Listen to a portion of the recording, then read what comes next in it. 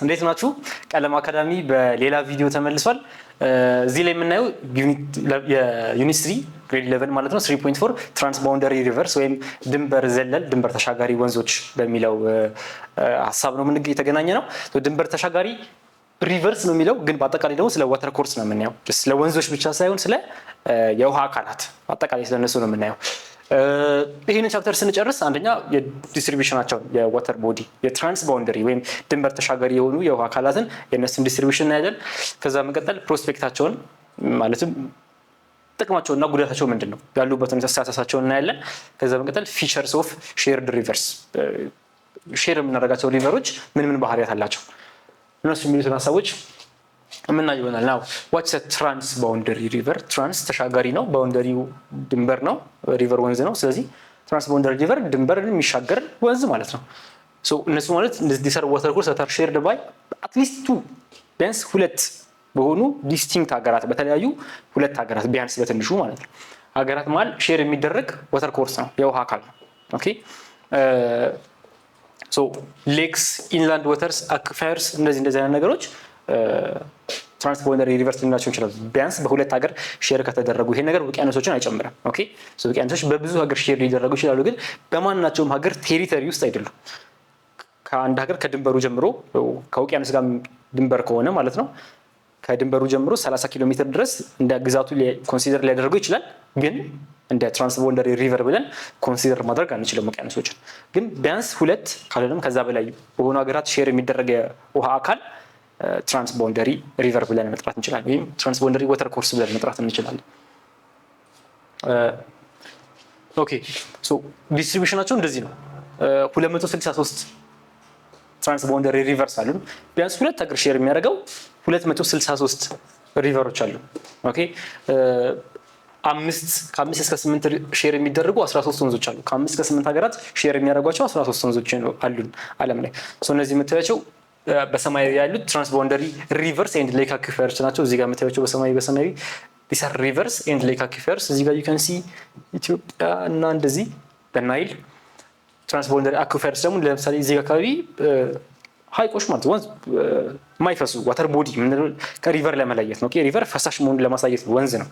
ዋተር ቦዲ ደግሞ የውሃ አካል ነው። ሀይቅ ሊሆን ይችላል በሁለት ሀገር መሀል ካለ፣ ለምሳሌ ሌክ ቪክቶሪያ በሀገራት መሀል ነው ያለው። ስለዚህ እሱን ትራንስባውንደሪ አክዊፋየር እንለዋለን። እዚህ አካባቢ ያሉትን ማለት ነው። 263 ትራንስናሽናል ዋተር ኮርሰስ አሉ ሀገራትን የሚሻገሩ። ምን ማለት ነው ይሄ?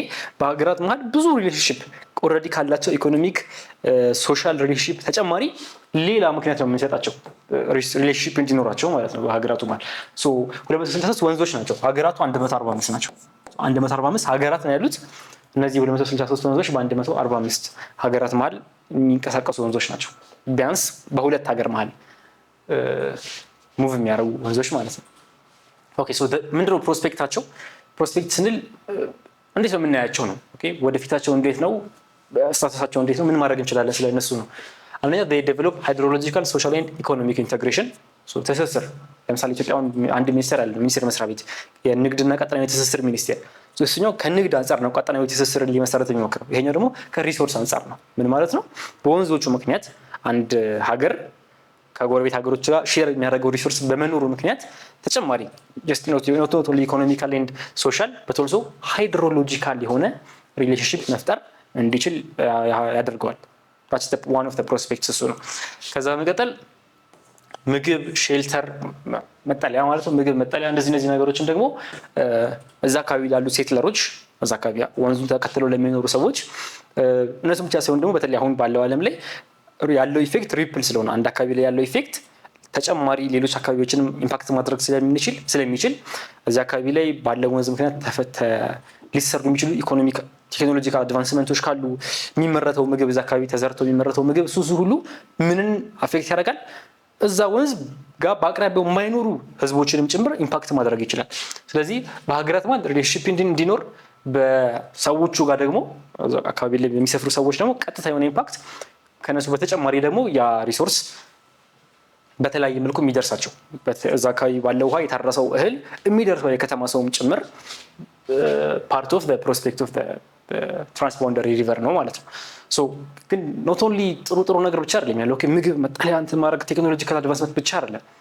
there is also ከነሱ ጋር ተያይዞ ይመጣል ፍሪ ጊፍት የለም ተያይዞ የሚመጡ ፈተናዎች አሉ ሰልፍ ፍለዲንግ ኦኬ ወንዝ ምንድነው ጎርፍ የሚኖርም ከሆነ ያንተ ብቻ አይደለም ነው ኦኬ የሁለት ሀገር ከሆነ ወንዙ ድንበር ላይ የሚፈጠረው ያስቸግር የሚፈጠረው ጎርፍ ይሄንን ሀገር ያንንም ሀገር ኢምፓክት ያደርጋል ጀስት የሚፈጠር ያ ሪሶርስ ወንዙ የሰጠን ስጦታ ለሁለታችንም ሀገር እንደሆነ ችግሩም ለሁለታችንም ነው ፖሉሽን የወንዙ መበከል አንዱ ሀገር ላይ ያለው መበከል ሌላውንም ሀገር ኢምፓክት ያደርጋል ሶ ሪሌሽንሺፕ እንዲፈጠር ያደርጋል ያልነው ለዛ ነው ሃይድሮሎጂካል ኖርማሊ ሶሻል ኢኮኖሚክ ብቻ ሳይሆን ሃይድሮሎጂካል ሪስክ ሼሪንግ እንዲኖር ያደርጋል በጥሩም በመጥፎም ኦኬ ሌላኛው ሪጂናል ኢንተግሬሽን እንዲኖር ያደርጋል አሁን እንዳልነው agricultural industry energy navigation sanitization እንዲኖር ሶ ይሄንን ባጣጣር አድርገን ስናየው agriculturally የውሃ ሪሶርስ ነው ያወራን ያለ ነው ስለዚህ ውሃ ደግሞ ለአግሪካልቸር ይሰባክቡን ስለዚህ እሱ ላይ ያለ ሪሌሽንሺፕ እንዲኖራቸው ያደርጋል ሀገራቱ ኢንዱስትሪ ጋር ደግሞ ተያይዞ የውሃ ኢንቴንሲቭ ሆነ ውሃ በጣም የሚፈልጉ ኢንዱስትሪዎች ላይ አጌን እነሱ ላይ ጠንክረው እንዲሰሩ ሀገራቱ እና ሪሌሽንሺፕ እንዲኖራቸውም ኤነርጂ ላይ ውሃ is a big source of resource ሃይድሮ ፓወር ግድብ ማለት የኤሌክትሪክ ግድብ የኤሌክትሪክ ኃይል ማመንጫ ግድቦች እነሱን ያበረክትልናል እነሱ ስጦታው ነው የአንድ ትራንስቦንደሪ ሪቨር ናቪጌሽን አጌን ይሄ ደግሞ ውሃውን ለትራንስፖርቴሽን መጠቀም ማለት ነው እዚህ ጋር ለግብርና እዚህ ጋር ለኢንዱስትሪ እዚህ ጋር ለኃይል እዚህ ጋር ለግብርና እዚህ ጋር ደግሞ እዚህ ጋር ለእንቅስቃሴ ለጉዞ እዚህ ጋር ሳኒታይዜሽን ላይ ደግሞ ስለ ንጽህና ስናወራ ኦኬ ሶ የምታዩት the river Nile ከታች ተነስቶ this is the white Nile ከዛ ደግሞ ብሉ ናይል ከኢትዮጵያ ወጥቶ እዚህ ጋር ይገናኛሉ ከዛ በኋላ ነው the Nile የሚባሉት ከዛ ጉዞን ይቀጥላል ናው ይሄ ትራንስቦንደሪ ሪቨር ነው ኦኬ ከታች ነው የሚነሳው ብዙ ሀገራት ሩዋንዳ እዚህ ጋር ታንዛኒያ በተወሰነ መልኩ ኬንያ ኢትዮጵያ አብዛኛው ነው ውሃ ሱዳን ውስጥ መልሶ ይገናኛል እያለ ይቀጥላል በእነዚህ ሀገራት መሃል ምን እያለ ነው የኤነርጂ ሼሪንግ አለ ኤነርጂ ኢንተግሬሽን አለ እያለ ነው በእነዚህ ሀገራት መሃል ኢንዱስትሪያል ኢንተግሬሽን አለ እያለ ነው በእነዚህ ሀገራት መሃል የናቪጌሽን ኢንተግሬሽን አለ እያለ ነው ኦኬ ስለሱ ነው የምናወራው ኦኬ now examples of transboundary bodies ምን ድንበር ተሻጋሪ ምን ወንዞች አሉ ከራታችን ስንጀምር ናይል ሪቨር 11 ሀገራት ያጠቃልላል ወይም 11 ሪፓሪያን ስቴትስ ይባላል ኦኬ ወንዙ የሚያልፍባቸው ሀገራት አሁን በእኛ አንዴ ነው ዜና ላይ ሲነገር የተፋሰሱ አባል ሀገራት የሚባለው የታችኛው የተፋሰሱ ሀገራት ይባላል ሶ የተፋሰስ ሀገር 11 ሀገር አለው አባይ ወይም ናይል ሶ እኛን አባይ ምንድነው ሌሎቹ ናይል ነው የሚሉት አይደል ይሄኛው እንደውም ከናሬሽን አንፃር እኛ ራሳችን ኢትዮጵያ ማለት ነው ስለ አባይ ያላትን ቦታ ፑሽ ለማድረግ ያላትን ቦታ አሰርት ለማድረግ ስሙም ራሱ ኢምፓክት አለው የኛ ስም አይደለም ናይል ስንል ሌላ ሀገር ላይ ሄዶ ስለዚህ ስለ አባይ ሲወራ አንተ አባይ ብለህ የምታውቀውን ሌላው ሀገር ናይል እያለ ነው የሚጠራው ኦኬ ሶ የኛ ወጣለት ስም አይደለም አብዛኛው ይኸው ከ70% 80% አካባቢ የኛም ቢሆን ስሙ ግን የኛ አይደለም ሶ they say ምንድነው name it to own it ይባላል አንድ ነገር የሆነ ስም ተታወጣለት ወደ አንተ ያቀረብከው ነው ያንተ ያረከው ነው ሶ ዲስከሽን ላይ ከዚህ በፊት ሲወራ ሰምቻለሁ ናይል ለምን እንለዋለን ኢንተርናሽናል ዲስከሽን ላይ ስንሄድ ስለ አባይ ሲወራ አባይ እያልን ነው ማውራት ያለብን የሚባል ግን ፕራክቲካሊቲ ላይ ችግር ሊኖር ይችላል ግን ያ 11 ሀገር ያቆርጣል ኮንጎ ተመሳሳይ ኮንጎ ሪቨር 11 ሀገር ያቆርጣል ዳኑብ ሪቨር 19 ኢሜጅ ላይ የምታዩት እዚህ ጋር ፒክቸር ላይ ያለው ዳኑብ ሪቨር 11 ሀገራትን አቆርጦ 19 ሀገራትን አቆርጦ የሚሄድ ነው ትልቁ ይሄ ነው 19 ሀገር የሚያቆርጥ ዛምቤዚ ሪቨር ደቡባዊ አፍሪካ ላይ ያለ 4 ሀገራትን የሚያቆርጥ አማዞን 9 ሀገራትን የሚያቆርጥ አገን ላቲን አሜሪካ ውስጥ ያለ ወንዝ ነው ሌሎችም ዝርዝሮች አሉ መጻፋቸው ላይ ማየት ይችላልላችሁ ብዙ ወንዞች አሉ ምን ሀገራትን እንደሚያቆርጡ ጭምር በዝርዝር አለ ረጅሙ ማለት ብዙ ሀገራትን ለማቋረጥ ረገድ ረጅሙ ወንዝ አባይ ነው ግን ብዙ ሀገራትን የሚያቆርጠው ወንዝ ዳኑብ ሪቨር 19 ሀገራትን የሚያቆርጥ ወንዝ ማለት ነው ስለዚህ I hope transboundary river ምንድነው ሲባል እንደ ኮንሰፕት ታሳባላችሁ ብዙ ሀገራትን የሚያቆርጥ ወንዝ ነው ሀገራቱ ላይ የኢኮኖሚክ ሶሻል እና ሃይድሮሎጂካል የሆነ ሪሌሽንሺፕ እንዲኖር የሚያደርግ